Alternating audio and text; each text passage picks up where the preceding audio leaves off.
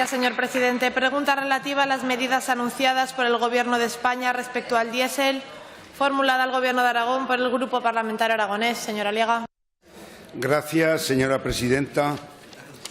¿Considera el presidente del Gobierno de Aragón, señor Lambán, acertadas las medidas anunciadas por el Gobierno de España respecto al diésel? Gracias, señor presidente. Señor Aliaga, me temo que las políticas que está adoptando el Gobierno de España en relación con el diésel son, por así decirlo, imperativas desde el punto de vista de nuestra pertenencia a la Unión Europea. No obstante, soy perfectamente consciente de los intereses de la industria del automóvil, que yo hago míos por la importancia que este sector tiene en la economía aragonesa, y en concreto le puedo decir que en mi entrevista con el señor Sánchez del otro día yo defendí exactamente y punto por punto las reivindicaciones del sector de la automoción en relación con el diésel, que por cierto cada vez les preocupa menos, y en relación con el conjunto de los intereses del sector. Gracias, señor Aliaga.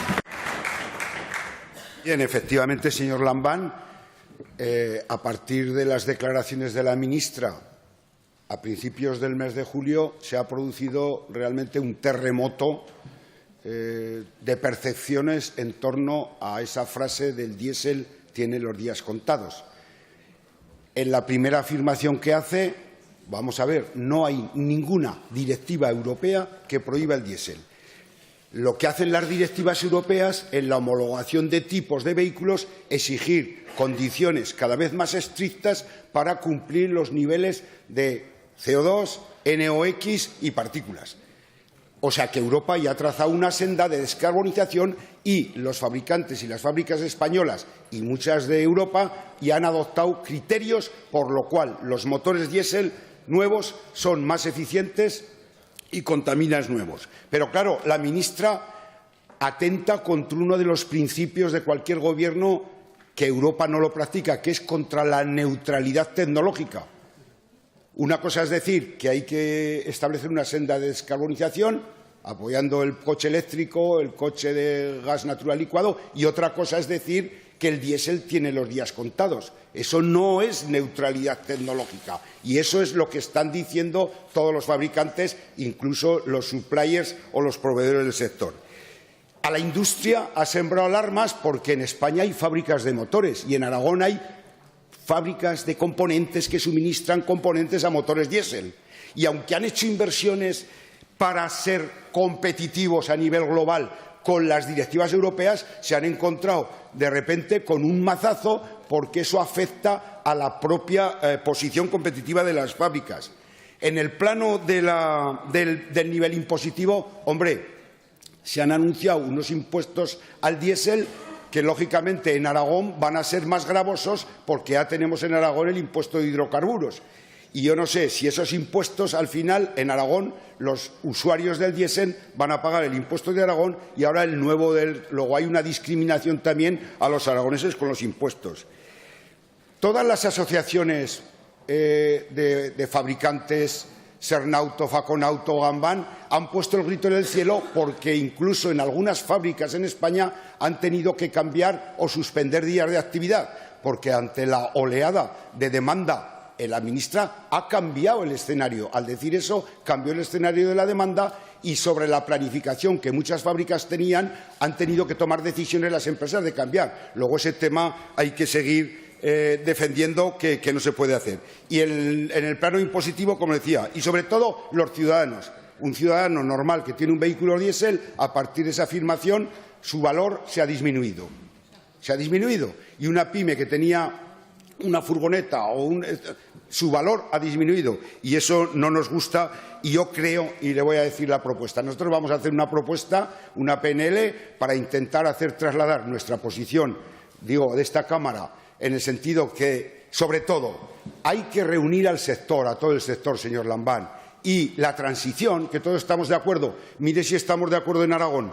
¿Se acuerda de la Fundación del Hidrógeno? Cuando nadie hablaba de esto, hablábamos en el 2002. ¿Se acuerda que el Gobierno de Aragón puso dinero para el Plan Renove de España para renovar el parque de vehículos? Es decir, estamos concienciados y convencidos de que es el camino, pero como en lo de la térmica, la misma ministra, hombre, siéntese con el sector, pactemos un horizonte, porque las fábricas, las inversiones, las tienen que planificar con tiempo. Los proveedores también, los concesionarios, los recambistas, hasta los talleres de reparación de vehículos que tienen unos equipamientos para el diésel y ahora se les han perdido el valor y tendrán que hacer nuevos equipamientos. ¿Para qué? Para el coche eléctrico, pero pactado sobre todo con todo el sector, y el Gobierno de Aragón puede liderar, porque tenemos una fábrica. En España se fabrican 1.300.000 vehículos diésel y aquí en Aragón unos cuantos.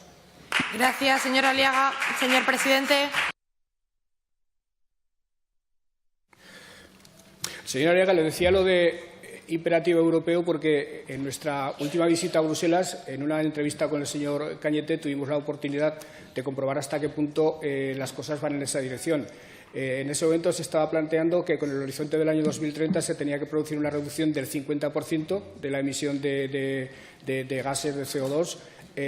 Recientemente se ha llegado al acuerdo por parte de la Unión Europea de que sea del 30. El señor Cañete nos hablaba de que él iba a defender el 35. Perdón, se ha llegado al acuerdo del 35. El señor Cañete defendía la posición del 30, pero el comisario europeo ya nos anunció que las cosas iban a ir en esta dirección. Por cierto, comisario europeo al que hemos invitado a visitar Aragón, cosa que espero que ocurra dentro de poco, para abordar cuestiones relacionadas con la energía, con el carbón y también con la automoción. Bruselas le ha dado varios toques ya a España por el incumplimiento de las normas de restricción del uso del diésel a través de medidas fiscales, etcétera, etcétera. Incluso parece ser que está evaluando si llevar al Tribunal de Justicia de la Unión Europea al Gobierno español por el incumplimiento de las prescripciones de la normativa europea.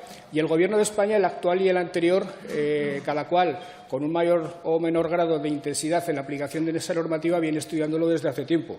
El grupo de expertos del anterior ministerio ya recomendaba aumentar el 28% el precio del gasóleo.